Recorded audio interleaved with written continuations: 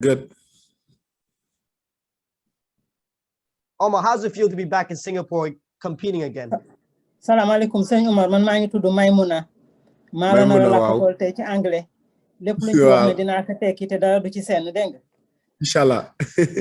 waaw daf la laaj moo di tey naka nga def. waaw maa ngi sant yàlla bu baax a baax di julli Yonent bi waaw sant naa yàlla bu baax a baax.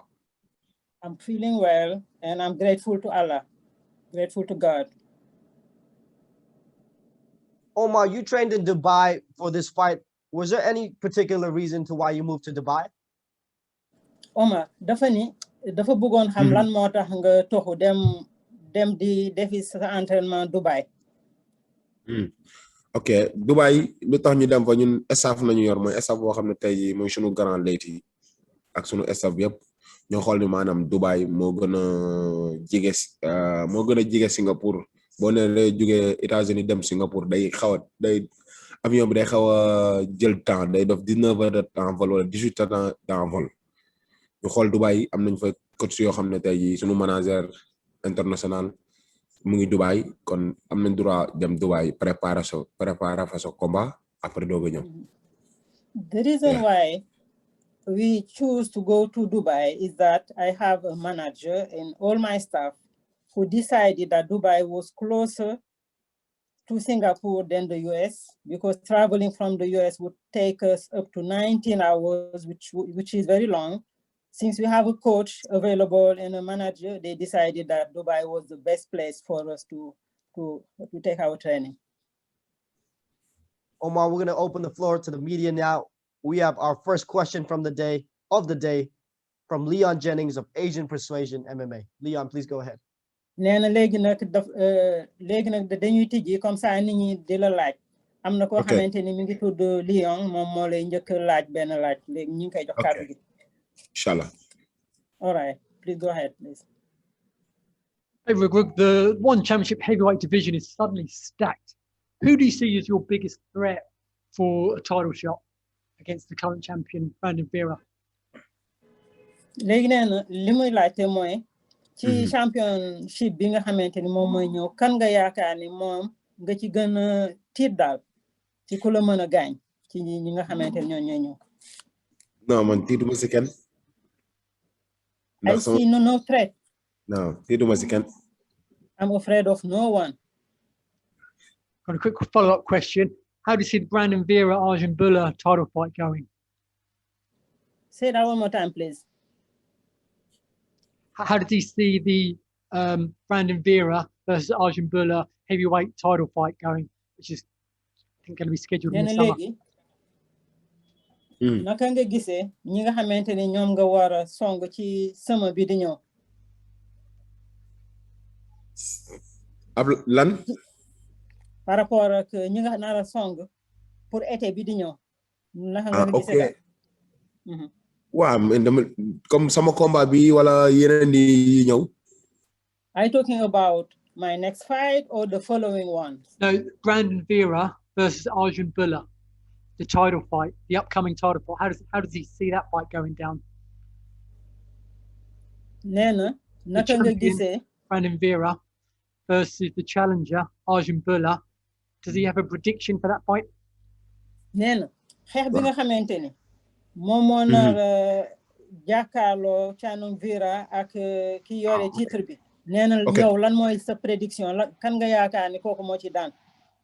non dina am combat bu neex moom lay doon mais xaw ma nag kuy daan nag yàlla suñu borom rek ak xam mais dina am dina doon combat bu neex.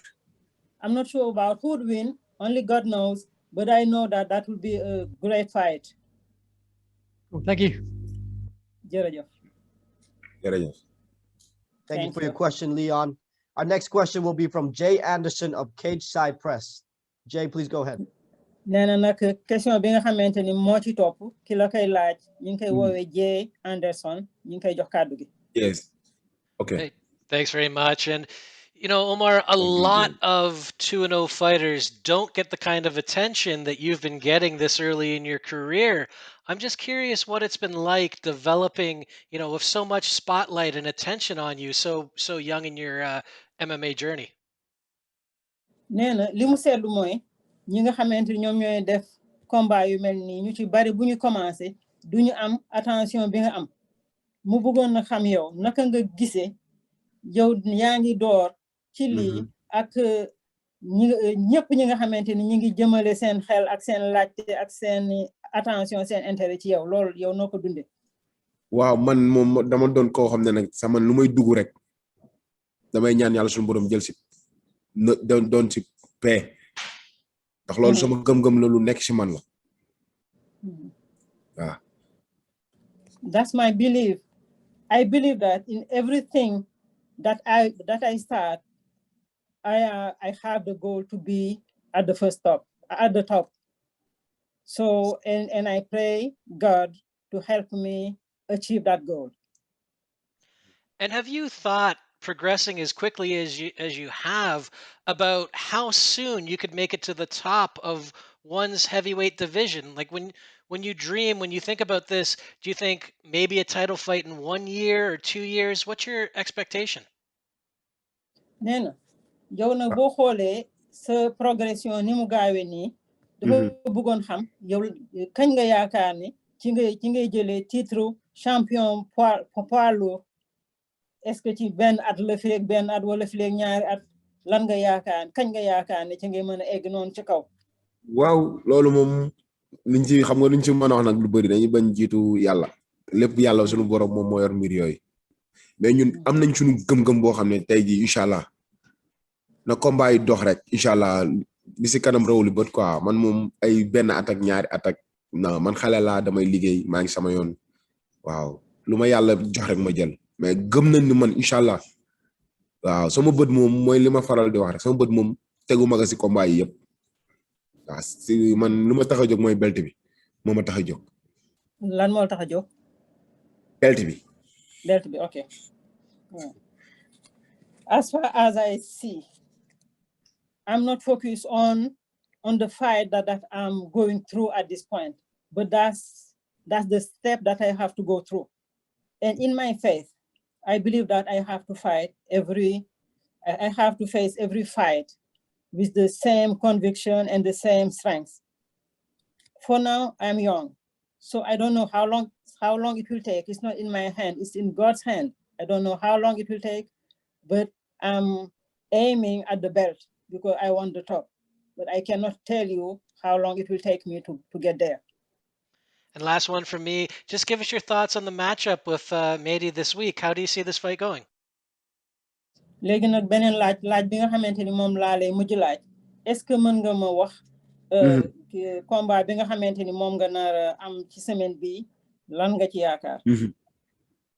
waaw combat bi moom incha allah ndam rek bu soobee suñu borom ndax ka ñuy faatal dañ koy jox cër bu moom jox ko lépp mais si ring ba moom incha allah dina neex. What I can say about that is that all I expect is victory. I will respect my opponent, but I will fight and it will be a great fight, but I expect victory. All right, thanks very much and best of luck. Thank you. Mi ngi lay souhaiter bonne chance. Inshallah, jërëjëf.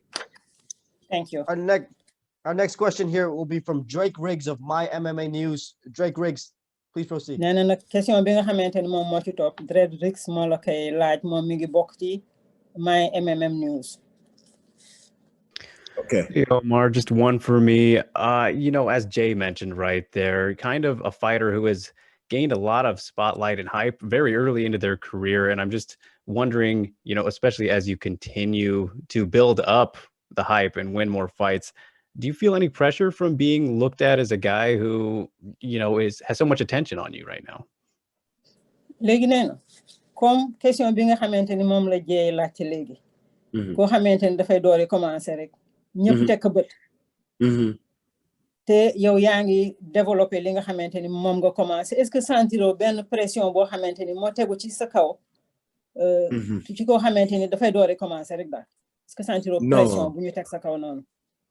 non pression ma sa tegu si kaw sama kaw ndax ñun lu ñuy def rek dañ koy booleeg suñu gëm-gëm comme mooy sànq li ma wax rek dañ ko booleeg suñu gëm-gëm ñun duñ dox si pression ndax ñi ñuy seetaan yàgg nañoo nekk si géew kon ñun mësuñoo dox pression si dara yàgg nañoo teewal Sénégal international tamit kon ñun mësuñoo am pression si loolu kon duñ ñëw ba fii di am pression non non. Okay.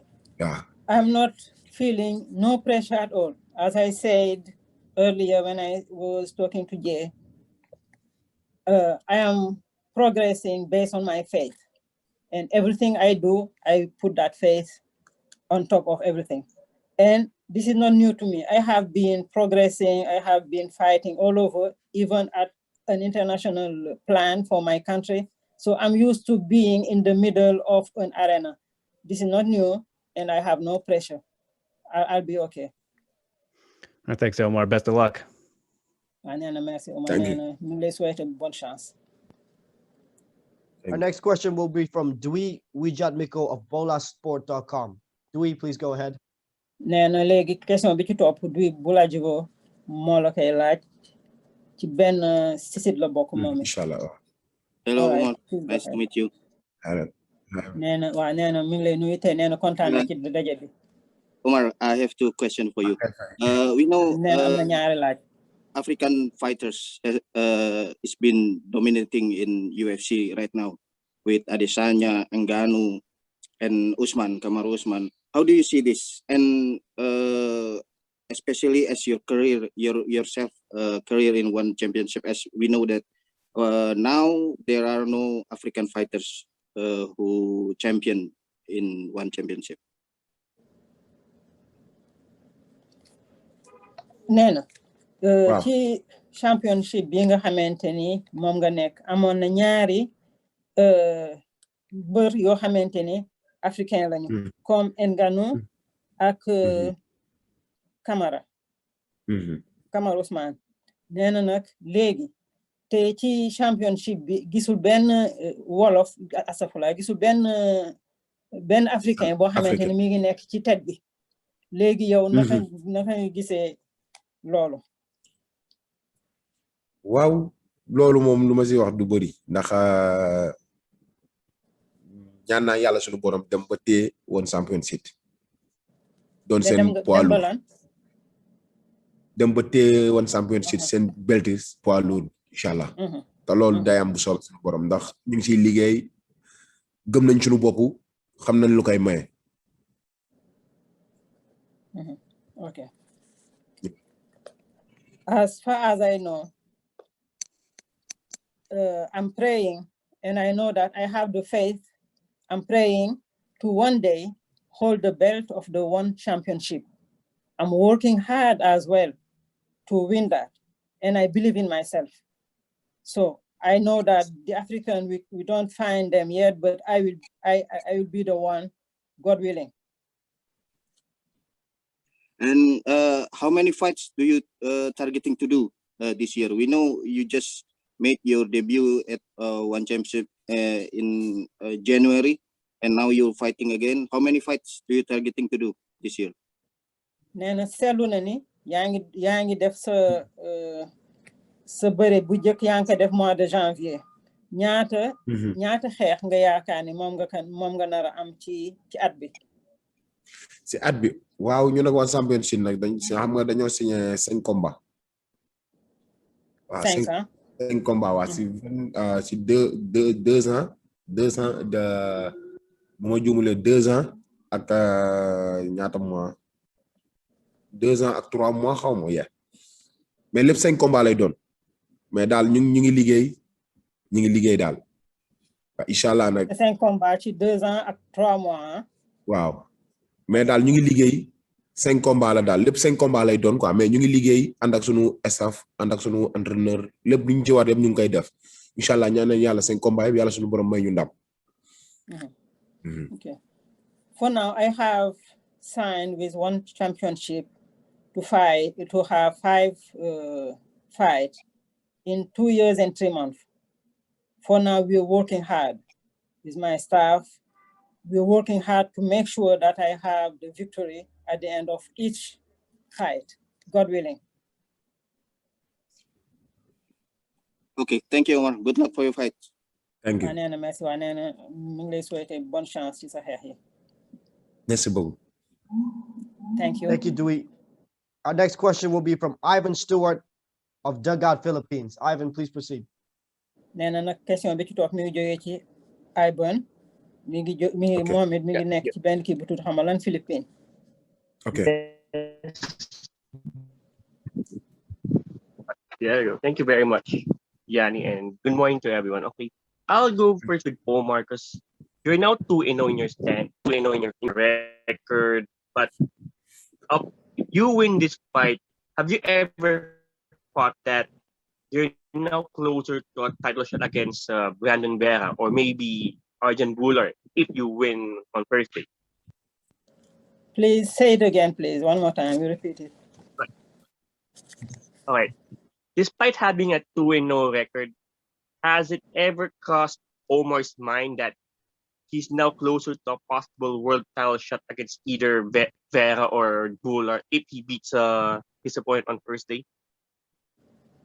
nee na léegi ñetti xeex yi nga def yëpp danga ko gagné est-ce que mosoon na jàll sa xel rek nii di nga dem ba jàkkaarloog Vera wala am na keneen ku mu tudd.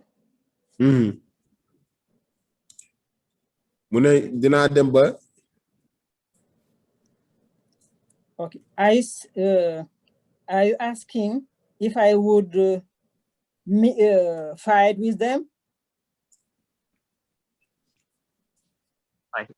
So I was asking if has it ever crossed his mind that if he wins on Thursday, he'll be closer to the world title shot. Just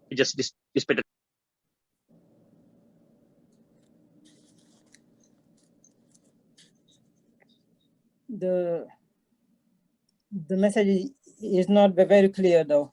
Maimona, I think the question was at just 2-0, did Omar ever think that after just 2 fights and if he beats Mehdi Barghi that he'll be closer to the title shot against Brandon Vera or either Arjan Bular? Arjan Bular. Nee na dafa bëggoon xam après ñaari bëre yi nga def soo gagné bii di ñëw est-ce que jàpp nga ni di nga gën a jege pour jàkkaarloo ak Brandon Vera wala am na beneen tour bu mu wax ñeneen champion yi fa nekk yoo war a xeexal. waaw ñun moom pare nañ ci bépp côté. ñun pare nañ ci bépp côté ñun ku ñu yàlla boole rek ñu jël adversaire bu ñu am rek ñu jël waaw ñun dawuñu kenn tiituñu kenn ay xale lañ dañuy liggéey waaw ku bëgg lu miti nag ku ñeme akara moom il faut nga bëgg kaani nag loolu moom waxu Sénégalais la. waxu Sénégalais la de okay. For now, I feel that I'm ready to fight with any opponent. I'm afraid of no one. I'm shy in front of no one. I'm young and I'm fighting hard. There is a meal in Senegalese culture that needs a lot of hot pepper. So whoever wanna eat that type of meat need to be able to face the heat from the hot pepper. So I'm afraid of nothing and I'm ready. 2-0 record. All right. So how do you find Brandon then? Like, what are your thoughts about him in general? Could you say the name again, please? Brandon Vera. How do you find him? How does he find him? Brandon Vera. Nena, yow naka nga gisee Brandon Vera? Nu ma ko gisee comme. What do you mean by how do I find him? What are his thoughts of Brandon Vera? Like, the connection is not that great though. Maimona, I think the question was, what does Omar think of Brandon Vera as a fighter and as a champion? Nena, lan nga xalaat ci Brandon Vera comme xeexkat ak comme champion? waaw man lu ma si xalaat bëriwul ndax man daal instant bi maa ngi sama yoon maa ngi entraîné man bu ma paree si fight kun ma jox man I don't care ku ñëw baax na. Yeah. Okay. For now, I'm not thinking about him that much. I know that I'm ready to meet anyone. I'm training hard, and I don't care. Whoever comes, I'm ready. Thank you, Ivan, for your question. We're going to move along now. We have next Simon Romero of Behind the Grid. Simon Romero. waaw You can go ahead.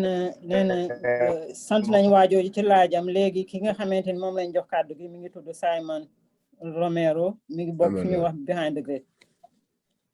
Okay.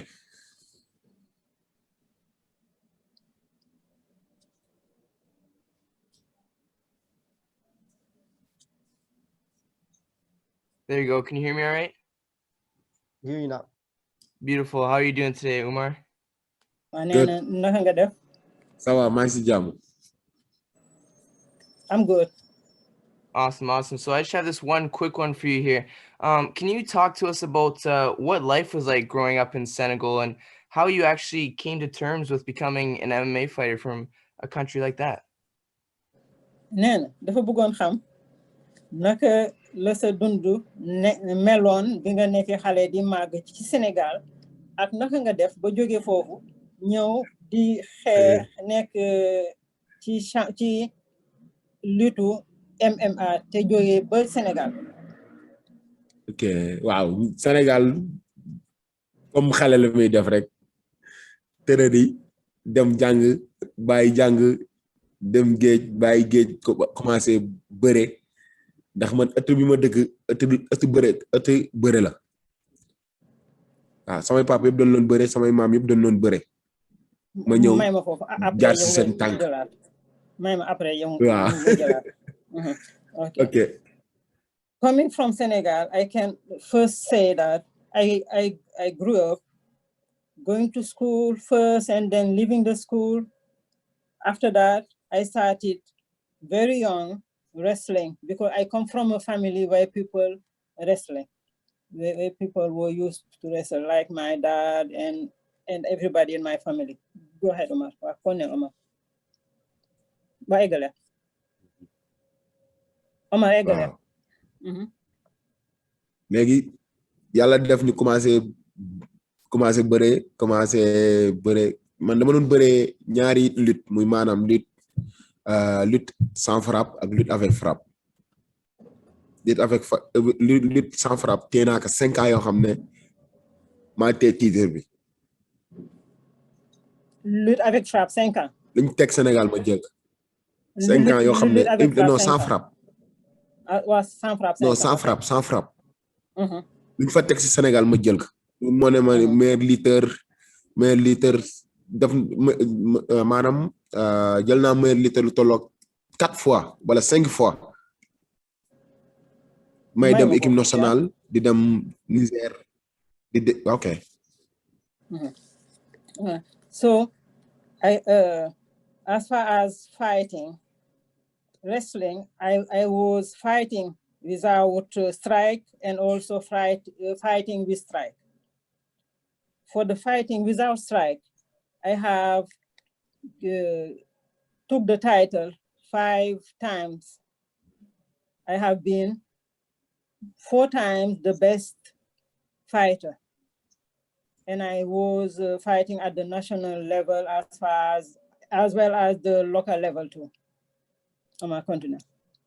Waaw bu ñu jógee foofu après ñuy dem équipe nationale di dem drapeau CEDEAO drapeau chef de l'État yooyu yëpp jël naa ko dem équipe nationale capitaine 2 fois dem fi Dosa dem fi francophonie yooyu yëpp ma jël samay médaille lépp mu ngi kër ga mu ñu jógee foofu commencé bëre arène am naa 15 combats arène 0 défaite. 15 combats 0 défaite, ok. waaw bu ma jógee foofu après nag c'est là dem États-Unis commencé dem États-Unis 2016 commencé nekk foofu di entraîner bu ma demee amee combat dem États-Unis entraîner ñibbi si waat bu ma pare. waaw léegi ma commencé. taxawal foofu tuuti. ok 2016 nga dem États-Unis. all right. So waaw 2016 laa commencé dem États-Unis. I have also won many titles around West Africa, CEDEAO, CDEAO, the head of states flight. I also won in the Francophonie, the French-speaking area as well. I won many titles in the arena. I fought 15 times, and I won all the 15 times. No defeat. And in 2016, that's when I started going to the USA for my trainings on my continent. léegi bu ma demee commencé dem États-Unis nag c'est là commencé ci am combat yu mag di bëre ay combat lutte avec frappe commencé ma dem ba lutte avec frappe bi ma bàyyi ma li simple bi ma bàyyi simple bi commencé nag commencé fi ko ci MMA ndax sport bu ma neex la sport de combat la ndax nit ki sport bu doonee sa métier sport boo gis mën nga see mën a dugg boo amee politique bi quoi. All right. So when I started going to the US for my training, that's when I started doing the wrestling with strike, and I loved it. And that's at that time that I started with the MMA fight, and I felt very comfortable with it. Since I like fighting, that's my main sport, I was comfortable. Ok, c'est la dugg nag commencé nag c'est la dugg nag commencé si ñu nag Ares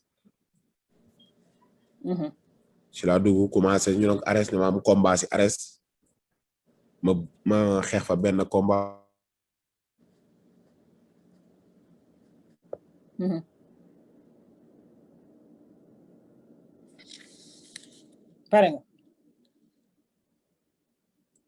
We have Oumar back again.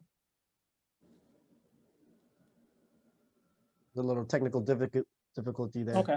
Welcome back, Oumar. Oumar?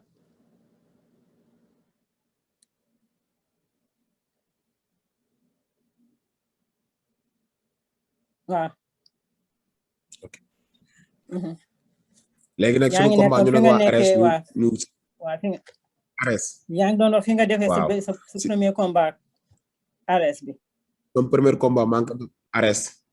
Man ak Sofiane Bokissou commencé nag ndax foofu ñun ak ñoom demoon nañ ba signé ñun ak ñoom 4 combats mais xam nga Covid beeg yaa ma gën a xam mu ñëw ak yàlla suñu borom ñëwal ay dogalam kon dañ koy nangoo yàlla suñu borom après ñu kite ak ñoom suñu manager muy okay.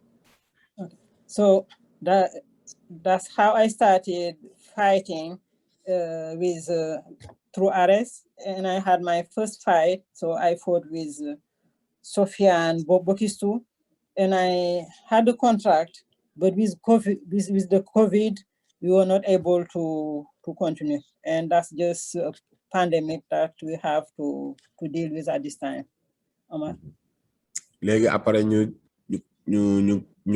tàggoog waa Ares après mu loolu léegi sunu manager muy Kedo ak sama grand muy Leyti ñu liggéey si liggéey bu mucc abi ba korog ñu décroché one championship après si la ñu commencé fight one championship waaw sama xale mu ngi noonu ak sama mag.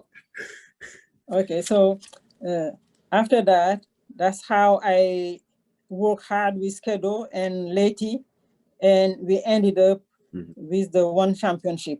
This is my life when I was younger and when I grew up. Oumar and Maimona, thank you so much for your time. We can't wait to see you back in the One Circle. All the best. Well, Nena, mi ngi lay sant ci sa temps te Nena mi ngi yàkkamti da dajeeg yow ci one championship Nena mi ngi lay ñaanal. Merci beaucoup.